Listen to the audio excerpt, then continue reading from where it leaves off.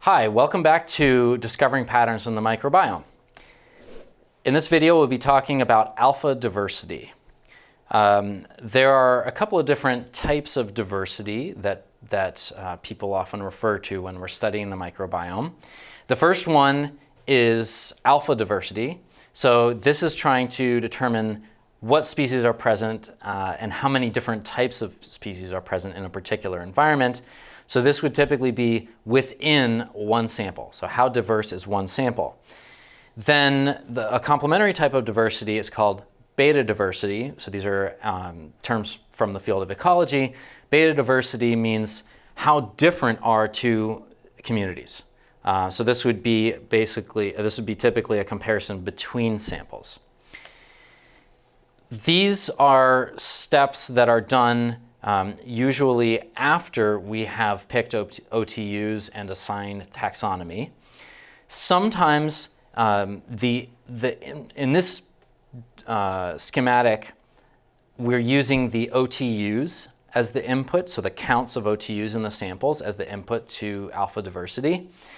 But in practice, we often use OTUs, and we also use taxonomic assignments, like species level or genus level.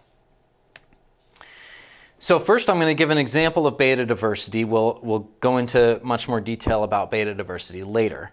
But I want you to give a picture, and it will help introduce the Human Microbiome Project data.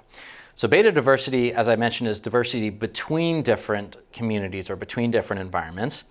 Here is a nice figure from the Human Microbiome Project paper that shows shows samples from the different body sites. So every point represents a different microbiome sample from a different subject. And then they're shown on this plot.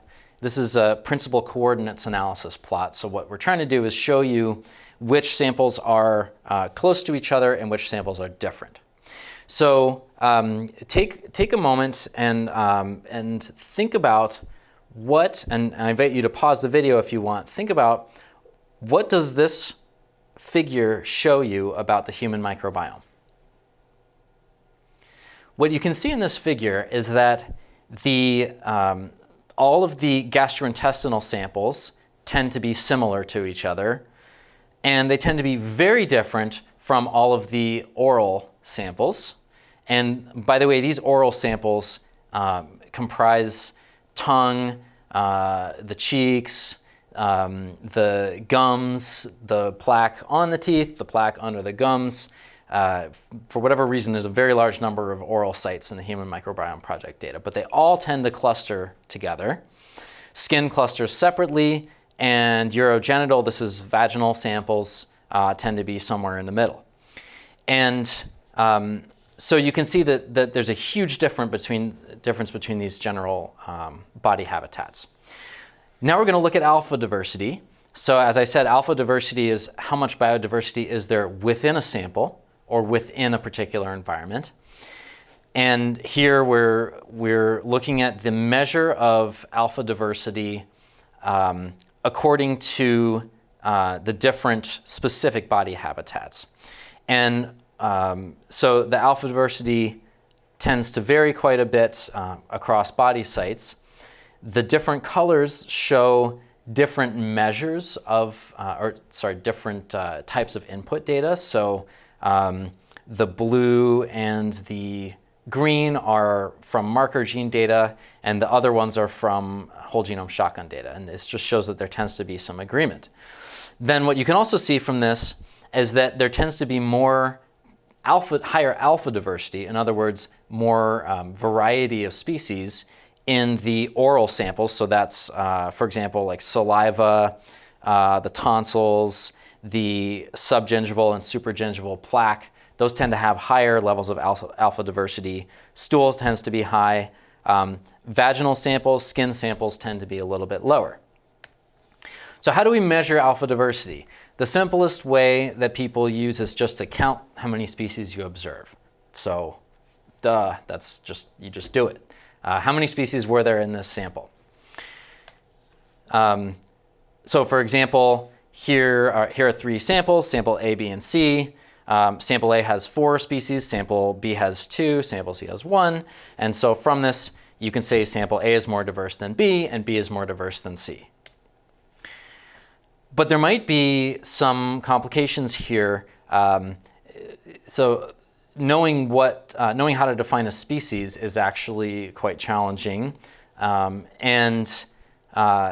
what we typically do, if we're trying to use a count-based diversity metric, is to use OTUs. And so here we have, and we'll typically use 97% OTUs. Here's an example from what I call the Global Gut paper.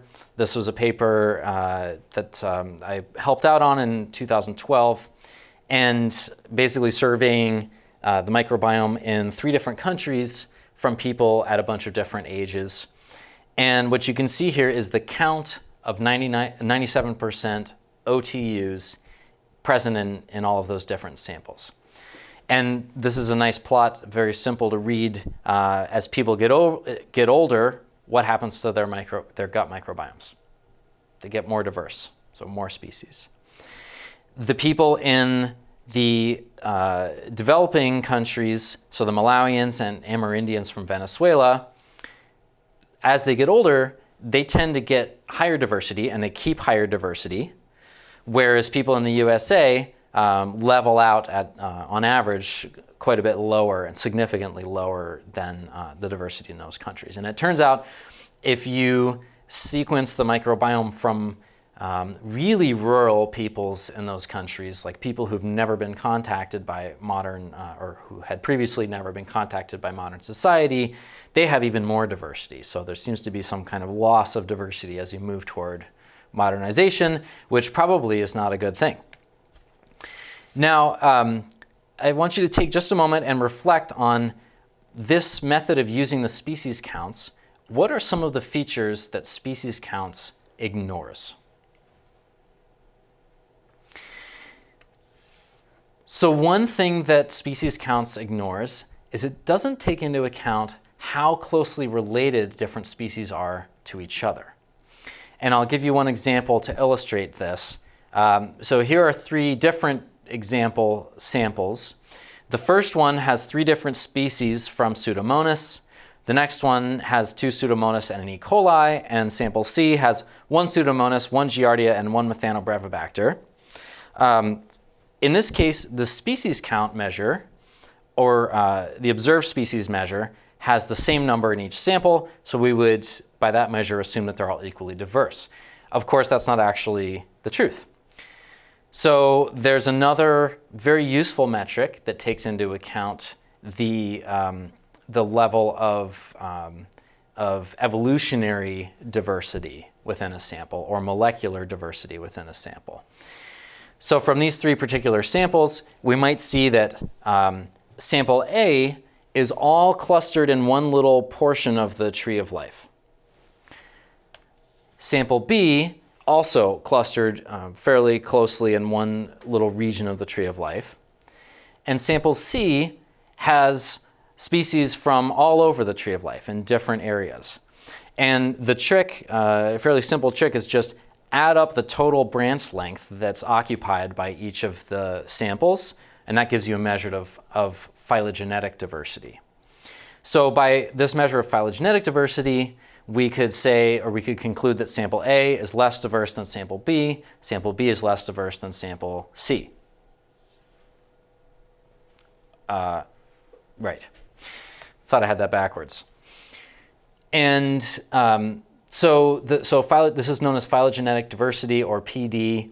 If you're using Chime, you'll see it called PD whole tree.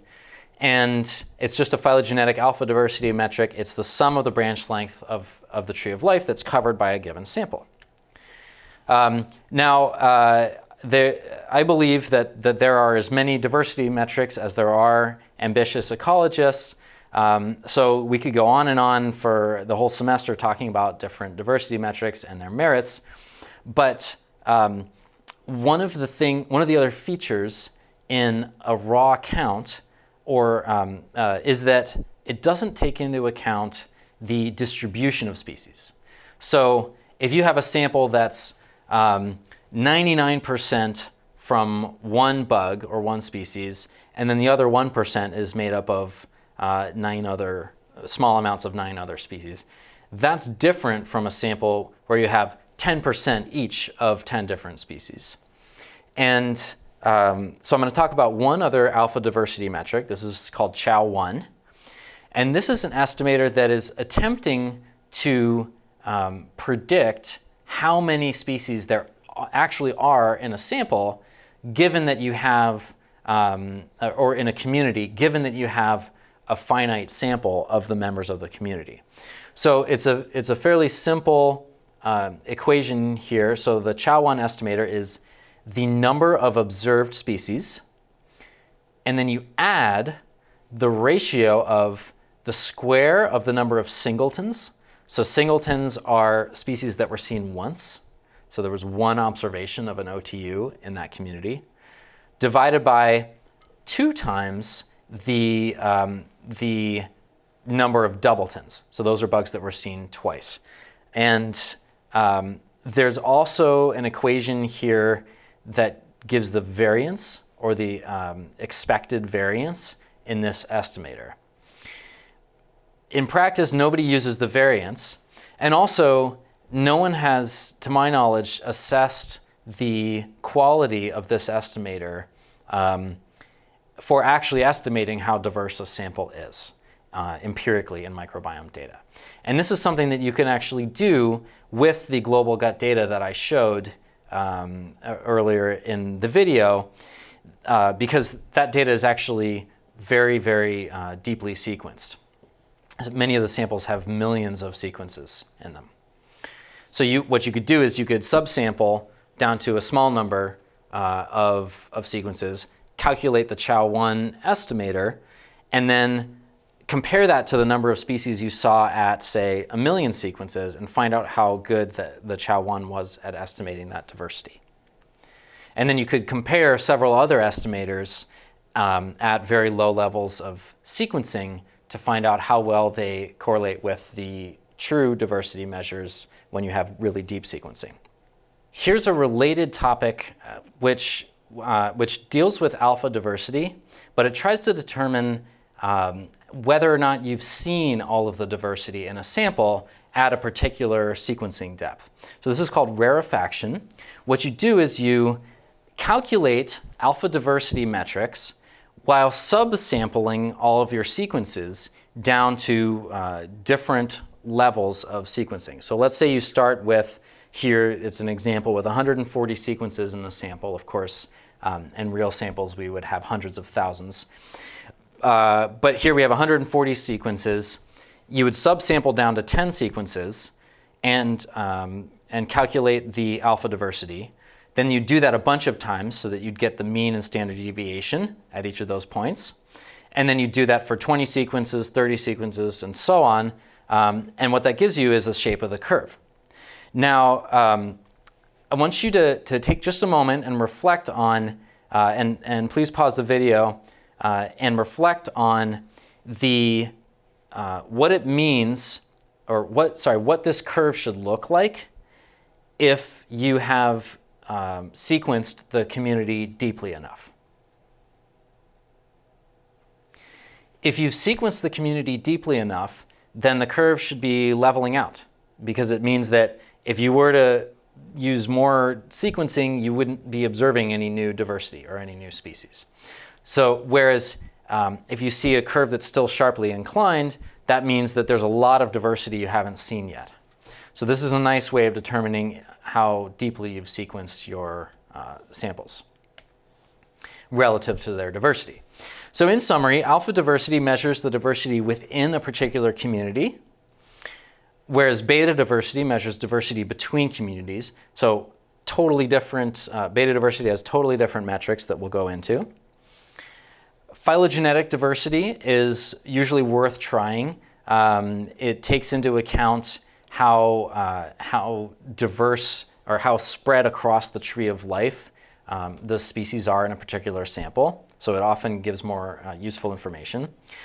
Most people tend to use phylogenetic diversity, Chao1, which we talked about, and also the observed species count.